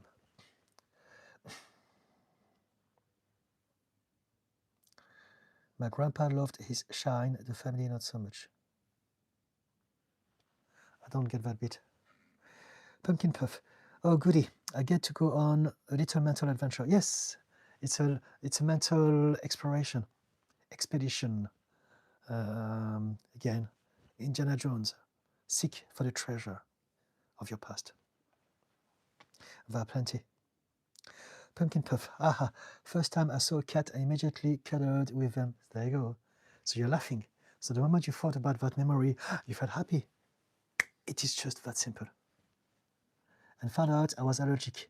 It didn't stop me from loving cats. Okay, but there you go. It's funny because we say this because when we had our first dog, me and my husband were both allergic to dogs. Like really, we had a lot of reactions. But eventually, we adapted, and we forgot about it. And after a few years, we didn't have any reactions anymore. And we had dogs for 17 years. But at the beginning, I remember both of us, we couldn't breathe, we were itchy, all sorts of different reactions because of first dog. And so I believe that even those things can be altered by how we feel about the experience over time.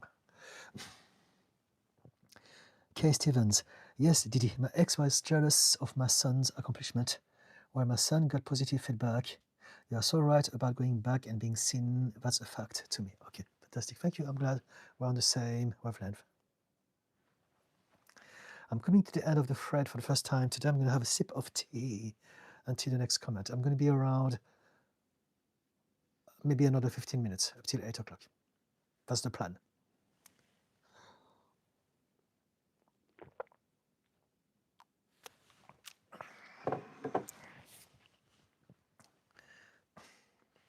Any more comments from anyone?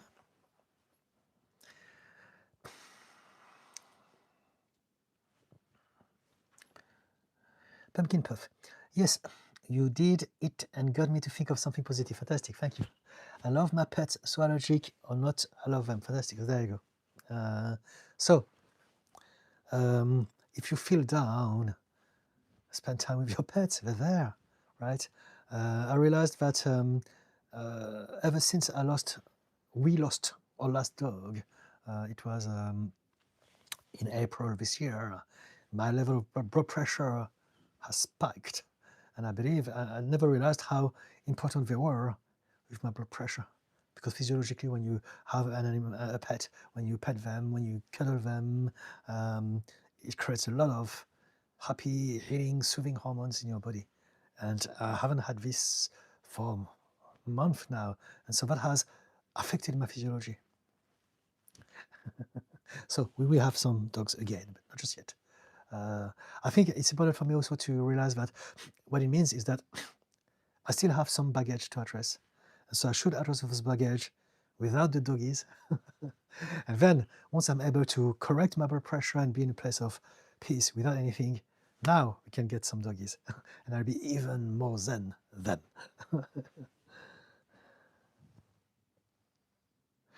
Pumpkin Puff. That's a good point. I forgot how much they help me sometimes. Yes. They're angels in disguise. I really mean this. I believe that dogs, I mean cats as well, any pet, really, any animals, they're angels in disguise coming in our life to make it easier. And so yeah. Managangwal. Hi, sir. Hello, Managangwal.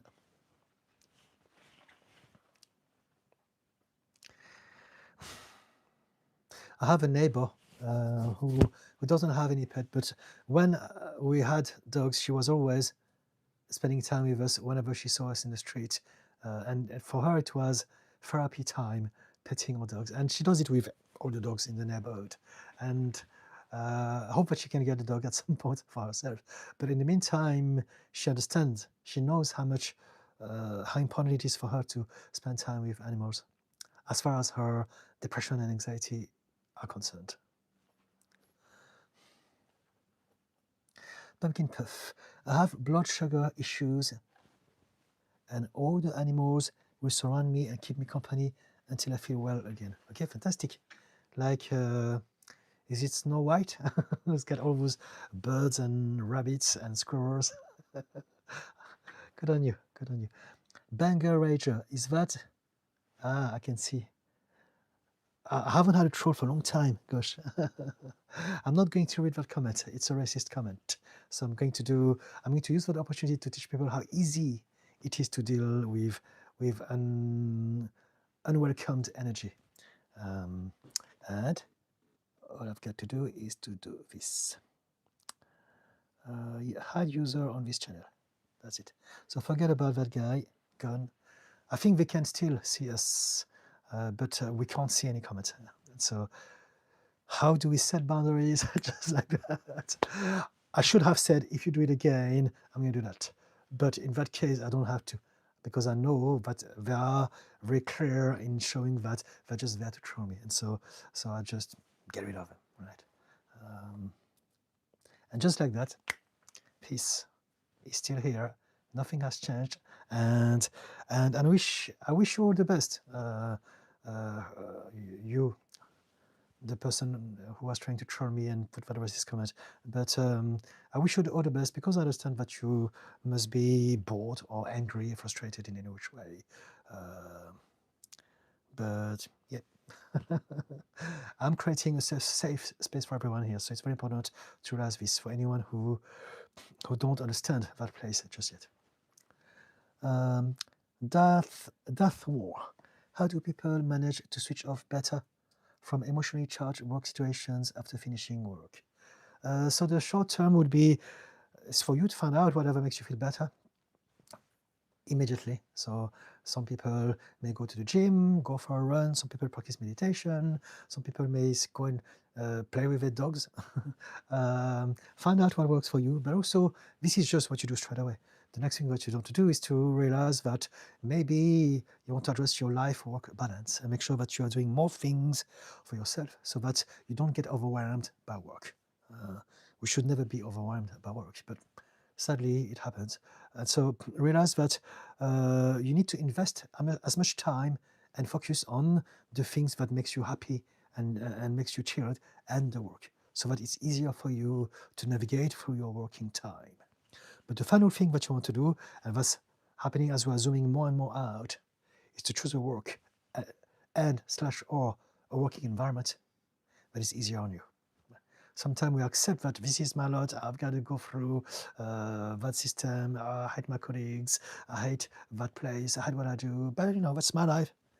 Change this, it's not true. You can always find a career or a job or a company that is better for you if it doesn't work for you. And so there are 3 levels, 3 different zones. First one, immediate, do something that makes you feel better. Number 2, address your lifestyle, as in work-life balance. Number 3, make sure that you're doing the right thing. And very often this is where people have it wrong. And it takes some time to readjust that, to create a strategy, to create a lifestyle that supports our happiness. But it's very important to realize that we can do this. It's available to all of us, and we need to get started ASAP. Because as long as we don't do this, we're going to suffer from a situation that is preventable. Does it help? Death War? Pumpkin Puff, they really are the best. The animals, yes. Yes. Something that I do, I still do, that makes me feel better, is to watch a lot of videos on TikTok about doggies, about animals, parakeets, any animals. I love all animals. And even though I don't have the physical touch, just watching them already makes me feel better. So there you go. Ocean Espresso. I struggle with overthinking to a point I no longer feel present. I don't know where I am in my life. For a person that was once very ambitious and strong, I seem like a very different person these days. Okay. So we're going to go through all sorts of different situations in our lives. And depending on the situation that we're going to go through, a different sub-aspect of us we take over. So we don't have one personality. We don't have one mind. We have many different minds, many different personalities, and they all have different kind of attitude, but also strength. And they will come out when our subconscious mind decides that that version of us is best to tackle with that, to deal with that situation. And so maybe you're doing well, and then you've been facing a new situation that was overwhelming to you in ways that you have never experienced before. And so now there's a version of you that's coming out that is going to deal with that. And it's that version of you that you're surprised with, because you're like, I was not like that. Why am I like this now? Well, it's not because there's something wrong about you. It's because you are not one mind. You are that mind in that moment. And so it's basically learning to understand about your emotions, learning how to understand yourself, learning how to understand your subconscious mind, how it works, and how for each moment, for each situation, there's a different version of you that will come out and deal with that thing. And so basically what you want to do is to find a way to tell that version of you, okay, thank you for doing that job, but I think there's a different version of me that can do that job better. And that'll be the version of you that you were in the past. So it's for you to find a way to rediscover, find how to allow for that version of you to come out and take over the situation as opposed to that other version of you. It's like a karaoke night. Who are you giving the mic to in that moment? So of course, it's a whole protocol, and this is what, again, we do when it comes to healing, therapy, and understanding our emotions. But my point here is for you to realize that there's nothing wrong about you. We feel often that, what's wrong with me? We're not wrong. If we feel in a certain way, it's because that version of us is there to protect us. So sometimes we can be scared. Sometimes we can feel helpless. Sometimes we can be angry. Sometimes we can feel anxious. And it's not that there's something wrong about us. It's just that our mind believes that that version of us should come at the forefront to deal with that situation, because we believe that it's the best way to deal with the situation based on who we believe we are, based on what happened to us in childhood. I hope it makes sense. I know that it's a lot of information, but I can break it down for you if you ask me the right questions. But my main message here is for you to realize that there's nothing wrong about you. You are just experiencing different aspects of you, and they all exist to protect you. They all exist because they love you. They all exist because they are a part of you. It's just that the person in charge of giving the mic to the next karaoke performer is giving it to the wrong person. That's it. If there's a version of you inside of you that can deal with whatever you're going through, who doesn't need to overthink, who has faith and trust in the universe. But we can also talk about overthinking if you want. I'm just realizing that we are 3 minutes away from 8 o'clock, which is when I stop this live stream. So I'm going to try to cover the last question and tell you as much as I can. But if I don't get to finish everything today, I want you to remember that I come live every week on YouTube. Every Wednesdays and every Fridays from 6 to 8 p.m. UK time, I will be here, including next week. And so if you have any question, if you want to ask me anything about mental health, make sure that you subscribe so that you can be reminded of the next live stream, and we can continue that conversation together then. Lady White, brother Didi, see you soon. I have to go now. Okay. Have a good day or night, wherever you are. Lady White, take care. Same to you. Thank you. Daft War, hello. Said hi. Kay Stevens, awesome insight. Thank you, sir. It's others' limited belief that are there, but you see in time. I deeply respect your depth in this matter. Thank you so much, Kay Stevens. Shine is moonshine made in the mountains. He loves his apple brandy, and the family didn't like the image. He could have shared it, though. Okay. Pumpkin Puff, I'm sorry you get trolls, but I appreciate how you address it and keeping this space safe. Thank you.